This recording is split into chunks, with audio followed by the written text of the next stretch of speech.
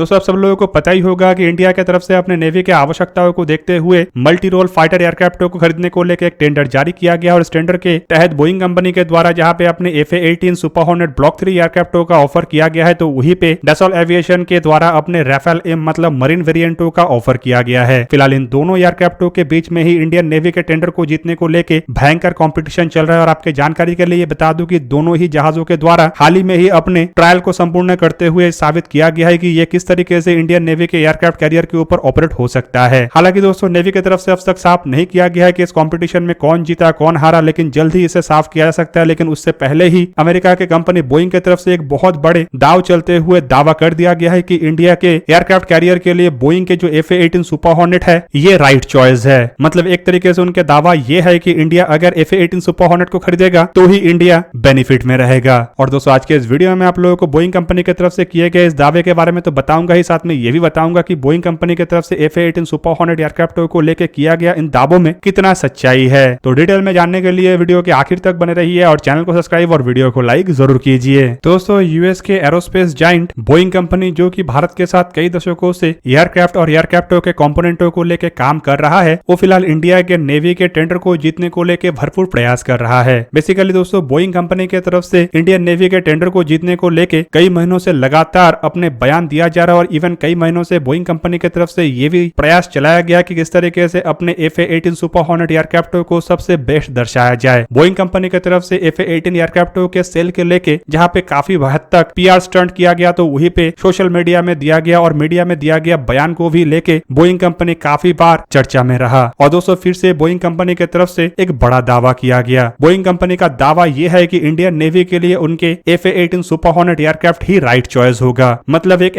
ऐसा एयरक्राफ्ट जो Indian navy के सभी आवश्यकताओं को पूरा करने के लिए 100% सक्षम होगा। इवन दोस्तों इस जो दावे है इसका अगर अगले पक्ष को देखा जाए तो बोइंग कंपनी का एक तरीके से कहना यह है कि अगर इंडियन नेवी के द्वारा राफेल एयरक्राफ्टों को खरीदा जाए तो ये इंडियन नेवी के लिए राइट चॉइस नहीं होगा और ये इंडिया के आवश्यकताओं को सही ढंग से पूरा नहीं कर सकता। हालांकि दोस्तों ये कोई पहला ऐसा घटना नहीं जहां पे बोइंग कंपनी की तरफ से राफेल एयरक्राफ्ट को नीचा दिखाने के लिए इस तरीके का कोई बयान दिया गया हो। इससे पहले भी कई बार एयरक्राफ्टों के फीचर्स को लेकर बयान देते हुए इस तरीके से दर्शाया गया कि राफेल एयरक्राफ्टों में ऐसा कोई खासियत नहीं है जो वो अपने आप को बोइंग से आगे दिखा सके। पर दोस्तों नेवी के लिए कौन से एयरक्राफ्ट को खरीदा जाएगा ये बोइंग कंपनी के बयान से ही डिसाइड नहीं किया जाएगा, बल्कि नेवी के द्वारा एयरक्राफ्टों के डेमोन्स्ट्रेशन के बाद इसके फीचर्स और एयरक्राफ्टों को लेके कंपनी की तरफ से किए गए ऑफरों को देखते हुए ही किया जाएगा। आपके जानकारी के लिए बता दूं कि हाल ही में ही बोइंग के सुपर हॉर्नेट और डसॉल्ट एविएशन के राफेल एयरक्राफ्टों के द्वारा गोवा में स्थित शोरवेस फैसिलिटी से अपने शोरवेस टेस्ट को अंजाम दिया गया। जबकि दोस्तों ये जो टेस्ट था इसमें सबसे पहले डसॉल्ट एविएशन के राफेल एयरक्राफ्टों के द्वारा पार्टिसिपेट किया गया और राफेल एयरक्राफ्टों ने साल के शुरुआती समय में ही अपने काबिलियतों को दर्शाया, तो वहीं पे रिपोर्ट के मुताबिक हाल फिलहाल में ही बोइंग के डेमोन्स्ट्रेशन कंप्लीट हुआ और उसके बाद बोइंग के तरफ से अपना बयानबाजी को और बढ़ा दिया गया। दोस्तों हाल ही में बोइंग के बॉम्बर और फाइटर विंग के जो वाइस प्रेसिडेंट और जनरल मैनेजर है मतलब स्टीव पार्कर के तरफ से मीडिया में बयान देते हुए बताया गया है कि एयरक्राफ्टों के डेमोन्स्ट्रेशन के बाद एक तरीके से ये जो एयरक्राफ्ट है ये इंडियन नेवी के कैरियर के लिए आइडियल फिट है और इसे अगर अन्य एयरक्राफ्टों के साथ कंपेयर किया जाए तो उसके सामने बोइंग के एयरक्राफ्ट अधिक बेहतर है। दोस्तों पार्कर की तरफ से यह भी बताया गया है कि अगर इंडियन नेवी के द्वारा FA-18 सुपर हॉर्नेट एयरक्राफ्टों को एक्वायर किया जाता है तो इंडियन नेवी दुनिया के सबसे एडवांस कैरियर एयरक्राफ्टों को हासिल करेगा। उनका यह भी कहना है कि पिछले साल से ही बोइंग कंपनी की तरफ से यूएस नेवी को अपने ब्लॉक 3 कॉन्फ़िगरेशन के एयरक्राफ्टों का भी डिलीवरी शुरू किया गया। दोस्तों उनकी तरफ से अपने बयान में यह भी बताया गया है कि super hornet aircraft most advance aircraft है और इंडियन नेवी अगर इसे खरीदता है तो ये 30 से 40 साल तक इंडियन नेवी में इस्तेमाल हो सकेगा। इन एयरक्राफ्टों में सभी लेटेस्ट सेंसर्स का इस्तेमाल किया गया है और एयरक्राफ्टों में एक बहुत ही पावरफुल रडार है जो थ्रेट को लंबे दूरी से डिटेक्ट कर सकता है और उनका यह भी मानना है कि ये इंडियन नेवी के लिए राइट चॉइस होगा। हालांकि दोस्तों उनके तरफ से कुछ लुभानिया बातों को भी किया गया और उनका यह भी कहना है कि अगर इंडिया के तरफ से FA-18 सुपर हॉर्नेट एयरक्राफ्टों को खरीदा जाता है तो इंडिया के अंदर एयरक्राफ्टों के बिल्डिंग कैपेसिटी को बढ़ाया जाएगा। मतलब एक तरीके से एयरक्राफ्टों को रिलेटेड कंपोनेंटों के निर्माण बोइंग कंपनी भारत में कर सकता है। जबकि उनका यह भी कहना है कि अगले 10 साल में 3.6 बिलियन के बड़े मार्केट को लेके भी इंडिया के अंदर बोइंग कंपनी की तरफ से काम किया जाएगा। दोस्तों यहाँ पे आपके जानकारी के लिए बता दूं कि बोइंग कंपनी की तरफ से दिया गया ये कोई ऐसा पहला बयान नहीं जहां पे बोइंग कंपनी के द्वारा अपने प्रोडक्ट को सबसे बेहतरीन दिखाने का प्रयास किया गया हो।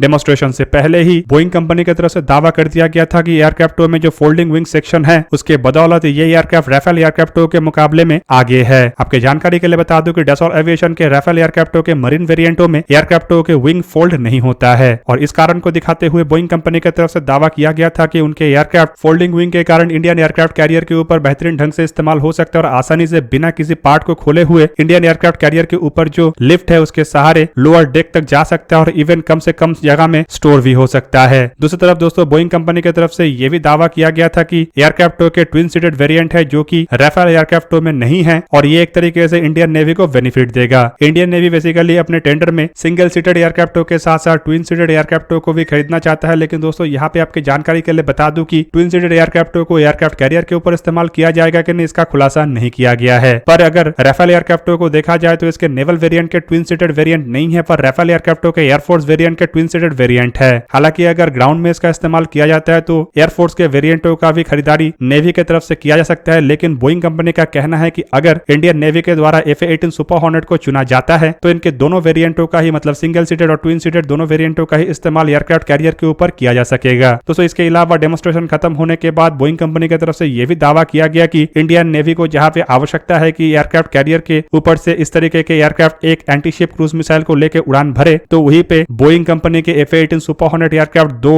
एंटीशिप क्रूज मिसाइलों को लेकर उड़ान भरने में सक्षम है, जबकि राफेल केवल मात्र एक ही मिसाइल को लेकर उड़ान भर सकता है। हालांकि दोस्तों इंडियन नेवी के रिक्वेस्ट में एक ही मिसाइल का जिक्र किया गया, इसलिए शायद ये जो फीचर है ये डसॉल्ट एविएशन के राफेल एयरक्राफ्ट को किसी भी तरीके का नुकसान ना दे। दूसरी तरफ दोस्तों बोइंग कंपनी की तरफ से ये भी बताया जा रहा है कि एयरक्राफ्टों में इस्तेमाल होने वाले इंजन मतलब F414 को भी इंडिया की तरफ से खरीदा गया है और अगर एयरक्राफ्टों को भी खरीदा जाता है तो ये इंडिया के लिए और बेनिफिशियरी होगा। दोस्तों फिलहाल अगर FA-18 सुपर हॉर्नेट एयरक्राफ्टों को देखा जाए तो ये अमेरिकी कंपनी बोइंग की तरफ से निर्माण किया हुआ F-18 एयरक्राफ्टों के ही एक नेवल संस्करण है और आपके जानकारी के लिए बता दूं कि काफी सालों से अमेरिका की तरफ से इन एयरक्राफ्टों को बेचने का तो प्रयास किया गया, लेकिन अमेरिका को केवल मात्र 2 ही सफलता मिला। मतलब अमेरिकी नेवी के बाद इसका इस्तेमाल ऑस्ट्रेलिया के एयरफोर्स की तरफ से किया जाता है और हाल फिलहाल में ही कुवैत की तरफ से 22 single seated FA-18 super hornet एयरक्राफ्टों को खरीदने को लेकर ऑर्डर दिया गया है। दोस्तों इन एयरक्राफ्टों को अगर देखा जाए तो इससे पहले मैकडोनाल्ड डॉगलस की तरफ से निर्माण किया जाता था, जो कि 1995 से लेकर 1997 तक एयरक्राफ्टों का निर्माण किया है, लेकिन अब इसे Boeing defence space and security की तरफ से मतलब 1997 से बोइंग की तरफ से निर्माण किया जा रहा है। एयरक्राफ्टों के अगर इतिहास को देखें तो ये F-18 एयरफ्रेम के ऊपर ही बनाया गया है, लेकिन संपूर्ण रूप से बदलते हुए इसे तैयार किया गया है और दोस्तों एयरक्राफ्टों ने अपना पहला उड़ान 29 नवंबर 1995 में भरा था। इसे 1999 में इंट्रोड्यूस तो किया गया, लेकिन IOC वेरिएंट को 2001 में ही यूएस नेवी के बेड़े में शामिल किया गया। अब तक के रिपोर्ट के मुताबिक ऐसे 608 से भी अधिक एयरक्राफ्टों का निर्माण साल 2020 तक अमेरिका की तरफ से कर दिया गया है। दोस्तों FA-18 सुपर हॉर्नेट EF एयरक्राफ्टों को अगर देखा जाए तो ये twin engine carrier capable multi role fighter aircraft है, जिसमें FA-18E एयरक्राफ्ट को सिंगल पायलटेड फाइटर वेरिएंट कहा जाता है, जबकि F एयरक्राफ्ट को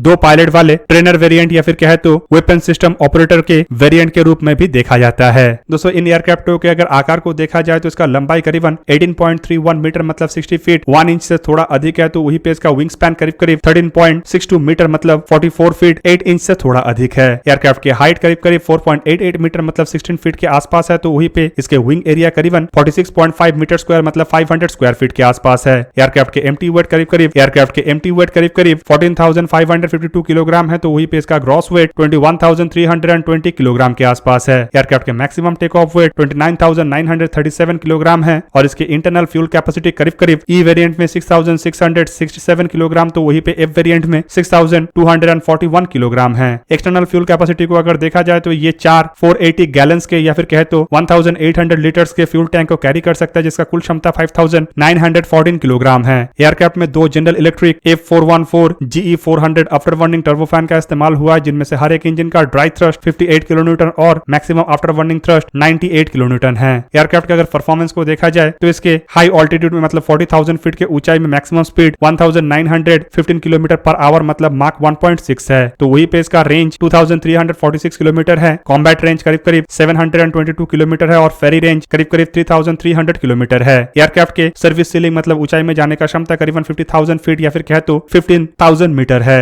हथियारों को अगर देखा जाए तो एयरक्राफ्ट में एक 20 मिलीमीटर के M61A वेलकम कैनन का इस्तेमाल किया गया है, जिसमें करीबन 412 एमुनेशन राउंड रहता है। इसके अलावा एयरक्राफ्ट में 11 हार्ड पॉइंट है, जिनमें 2 विंग टिप में 6 अंडर विंग और 3 अंडर फ्यूसलाज है, जिसका मैक्सिमम पेलोड क्षमता करीब 8,050 किलोग्राम है। हालांकि दोस्तों एयरक्राफ्टों के हथियार कैरिंग कैपेबिलिटी को देखा जाए तो इसके द्वारा मिसाइल के रूप में M9 sidewinder short range air to air missile M120 AMRAAM, medium range air to air missile M7 sparrow, medium range air to air missile AGM-65 air to ground missile, AGM-84 air to ground cruise missile, AGM-88 anti radiation missile, AGM-154 joint stand off weapon मतलब guided bomb, AGM-158 JASSM मतलब air to surface missile, AGM-84 harpoon anti ship missile, AGM-158C LRSAM मतलब anti ship missile को carry किया जा सकता है। ये aircraft JDMA bomb, Paveway, mark 80, CBU-78, mark 20, mark 62, 63, 65 जैसे बॉम्ब्स को कैरी कर सकता है। इसके अलावा इसमें पॉड के रूप में फ्लेयर्स, इंफ्रारेड डेकॉय और चैप पॉड्स को लगाया जा सकता है। इसके अलावा towed decoy system, targeting pod, drop tank और एडवांस डेटा लिंक पॉड्स को भी लगाया जा सकता है।